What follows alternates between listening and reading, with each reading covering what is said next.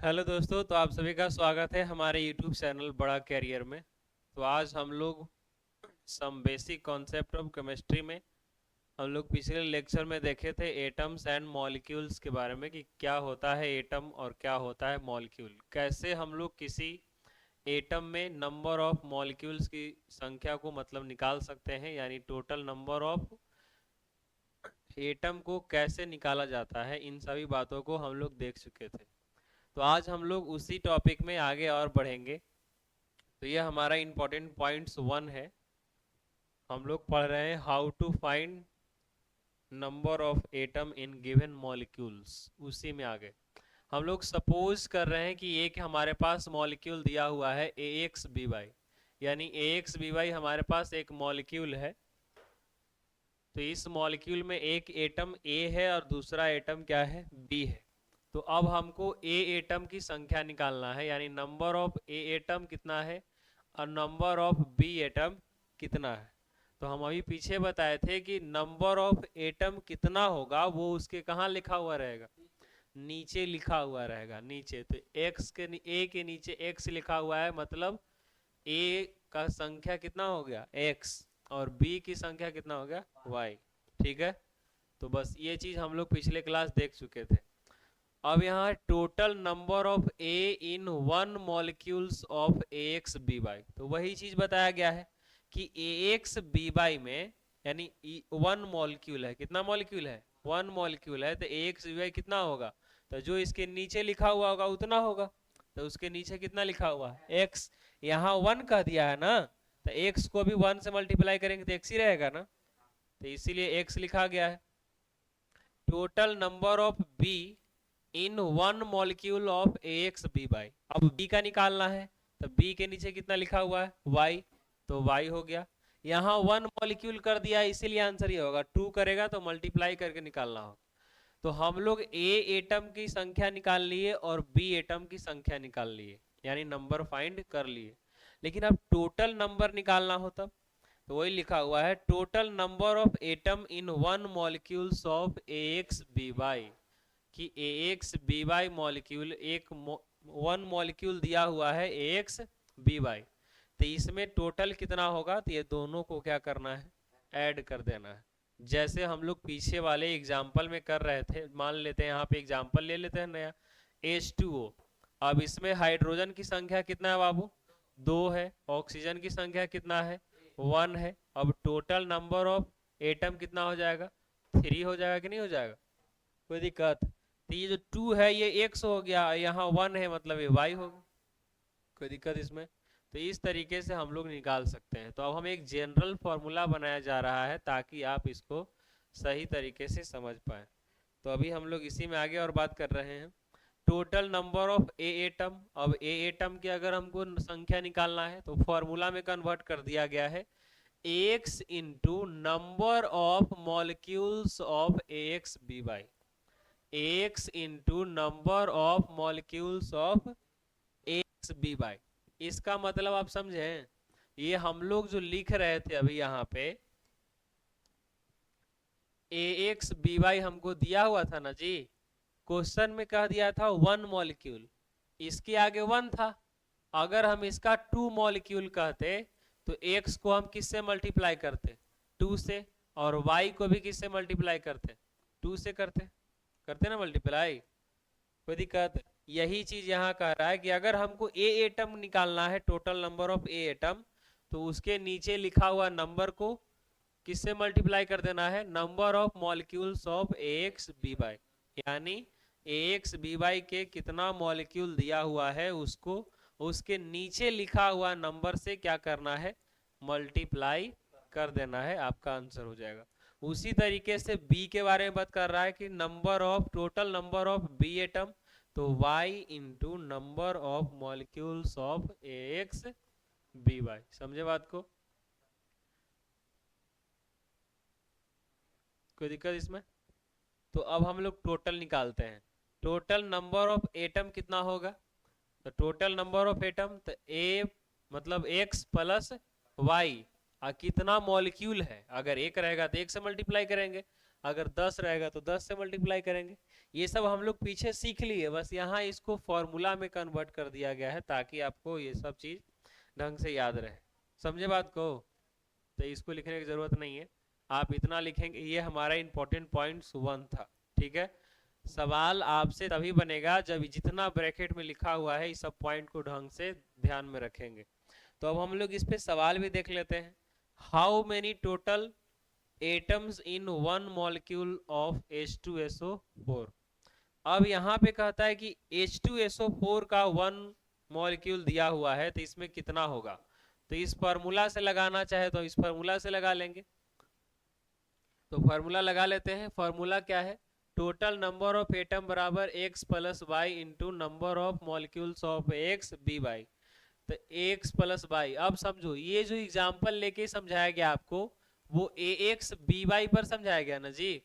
तो यहाँ मॉलिक्यूल में 2 ही एटम था, हम ऐसा ले लेते हैं, एक और कर लेते हैं, CZ कर लेते हैं, तो कोई दिक्कत नहीं है। तो x प्लस वाई प्लस क्या हो जाएगा, z हो जाएगा, टोटल नंबर ऑफ मॉलिक्यूल से मल्टीप्लाई हो जाएगा। तो यही काम आप यहाँ कर दीजिए। H2SO4 में हाइड्रोजन के, ये हाइड्रोजन हो गया तो x हो जाएगा, ये y हो जाएगा और ये क्या हो जाएगा, z हो जाएगा। तो x का मान कितना हो जाएगा 2, y का मान कितना होगा 1 और z का मान कितना होगा 4, यानी कितना आ जाएगा टोटल 7। यानी H2SO4 यानी एक मॉलिक्यूल दिया हुआ है H2SO4 का, इसमें टोटल नंबर ऑफ एटम हो जाएगा 7। तो ये इस तरीके से फॉर्मूला से हम लोग निकाल करके बनाएंगे। हम लोग पहले भी बना लिए लेकिन इस तरीके से बनाया जाता तो आंसर हमारा क्या हो जाएगा 7 हो जाएगा, इसमें कोई दिक्कत। तो अब हम लोग बात करते हैं आगे। सवाल हमारे पास क्या है, कहता है हाउ मेनी कार्बन एटम, इसमें पूछ रहा है carbon atom in one molecules of C6H12O6 glucose का। पीछे निकाले थे ना हम लोग, लेकिन इसमें ध्यान से समझो, कार्बन एटम का पूछा है, सिर्फ किसका पूछा है, कार्बन एटम का। कितना मॉलिक्यूल में पूछा है, 1 मॉलिक्यूल में। तो हमको यहाँ दिख रहा है 6, तो आप आंसर 6 यहीं से लगा सकते हैं। अगर 1 मॉलिक्यूल का है तो फॉर्मूला लगाना है तो फॉर्मूला लगा दीजिए। Total number of A atom बराबर पड़े ना फॉर्मूला, यहाँ सी एटम बराबर हो जाएगा x into number of molecules of C6H12O6। Carbon के नीचे लिखा हुआ x होता है, क्या हो गया 6, इंटू नंबर ऑफ मॉलिक्यूल्स कितना दिया हुआ है 1, तो 1 से मल्टीप्लाई करेंगे 6 आ गया। समझे बात को? तो अब हम लोग आगे देखते हैं दूसरा सवाल। ये भी सेम उसी तरीके से सवाल है। यहाँ 10 मॉलिक्यूल में पूछ रहा है। किसमें पूछ रहा है, 10 मॉलिक्यूल में। तो नंबर ऑफ मॉलिक्यूल्स इसमें 1 था और इसमें नंबर ऑफ मॉलिक्यूल कितना हो गया 10। तो यहाँ आप 10 से मल्टीप्लाई कर देंगे तो आंसर 60 हो जाएगा। कोई दिक्कत इसमें? समझे बात को? तो हम लोग किस तरीके से किसी मॉलिक्यूल में नंबर ऑफ एटम्स को फाइंड करते हैं, ये हमारा हो गया दूसरा पार्ट कि how to find number of atom in given molecules का। ठीक है, और भी हम लोग आगे इसमें देख लेते हैं क्वेश्चन। कहता है कि how many molecules of glucose form by, कितना दिया हुआ है 1.25 इंटू 10 की power 6 number of carbon atom. ये थोड़ा दूसरे तरीके का सवाल है लेकिन ये भी क्या हो जाएगा, बन जाएगा। दिया हुआ है इसमें ग्लूकोज, अब उसको कह रहा है कि कितना इससे हम लोग मॉलिक्यूल बना सकते हैं। इसमें ग्लूकोज का क्या दिया हुआ है, टोटल नंबर दिया हुआ है ग्लूकोज का, ठीक है ना। इससे क्या पता करना है, मॉलिक्यूल निकालना है। तो नंबर ऑफ कार्बन एटम पहले निकालेंगे, इससे निकालेंगे ना जी। तो नंबर ऑफ कार्बन एटम निकालो तो क्या हो जाएगा, कार्बन के नीचे 6 होगा तो यहाँ x का मान क्या हो जाएगा 6, और number of molecules of glucose, यही तुमको फाइंड करना है इसमें कि number of molecules of glucose कितना होगा।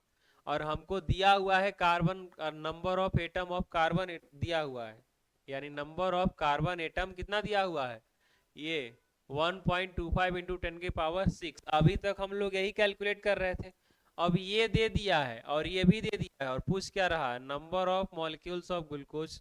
कुछ नहीं करना है, मल्टीप्लाई में इसको भेज दो उधर, क्या हो जाएगा डिवाइड में, और इसको यहाँ से डिवाइड कर देंगे तो हो जाएगा ना। तो जो आंसर आएगा वही हो गया। तो number of molecules of glucose का निकल गया, कोई दिक्कत?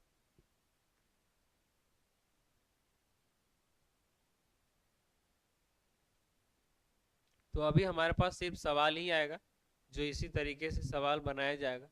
तो how many molecules of sucrose, इसमें C12H22 और O11 फॉर्म बाई इतना नंबर ऑफ हाइड्रोजन एटम, मतलब हाइड्रोजन का एटम दिया हुआ है, नंबर ऑफ हाइड्रोजन एटम हमको पता है कितना, 12 नहीं है, 0.11 इंटू 10⁻⁷ दिया हुआ है, यानी x का मान हमको पता है कितना हो गया 22, यहाँ से पता चल रहा है ना। नंबर ऑफ एटम भी पता हो गया है, तो number of molecules of sucrose हम नहीं निकाल सकते हैं? बिल्कुल निकाल सकते हैं। तो number of hydrogen atom into x into number of molecules of sucrose, ये आपको दिया हुआ है इतना, और x दिया हुआ है 22। अब इसको इधर भेज देंगे तो वही चीज़ यहाँ डिवाइड में चल जाएगा, इसी को आप जब मल्टीप्लाई वगैरह कर लेंगे तो हमारा आंसर हो जाएगा 5 इंटू 10⁻, कितना, 4 हो जाएगा। कोई दिक्कत इसमें? तो इस तरीके से हम लोग निकालते हैं हाउ, मतलब कैसे नंबर ऑफ एटम निकाला जाता है। ठीक है, एक सवाल और देख लेते हैं हम लोग। Total number of atom present in 5 into 10⁻⁷ molecules of, क्या दिया हुआ है, C125H25 और O20 दिया हुआ है ना जी। तो अब इसमें मॉलिक्यूल दे दिया है, क्या दे दिया है, मॉलिक्यूल दे दिया है, तो हमको नंबर ऑफ मॉलिक्यूल्स पता है। ठीक है, टोटल नंबर ऑफ एटम निकालना है, पूछ रहा है, फॉर्मूला ये है ना, यही पूछ रहा था, x plus y plus z, ये तीनों दिया हुआ है ना जी, और नंबर ऑफ मॉलिक्यूल्स दिया हुआ है, तीनों को ऐड करके मल्टीप्लाई कर दीजिए, आपका क्या हो जाएगा, आंसर आ जाएगा। ठीक है, तो इस तरीके से हम लोग आज कंप्लीट कर चुके हैं एटम एंड मॉलिक्यूल्स का, जो हमारा टॉपिक पिछला है उसी में ये सब आता है। जनरल फार्मूला इसमें डिराइव किया गया, किस तरीके से फार्मूले के हेल्प से हम किसी मॉलिक्यूल को, मॉलिक्यूल्स में number of atom, total number of atom या फिर नंबर ऑफ मॉलिक्यूल्स वगैरह वगैरह, जो भी हम लोग इसमें फाइंड करना चाहें वो सब हम लोग इसमें देख चुके हैं। तो आप लोग इस वीडियो को देखिए, तब तक हम लोग अब मिलते हैं नेक्स्ट वीडियो में। Thank you.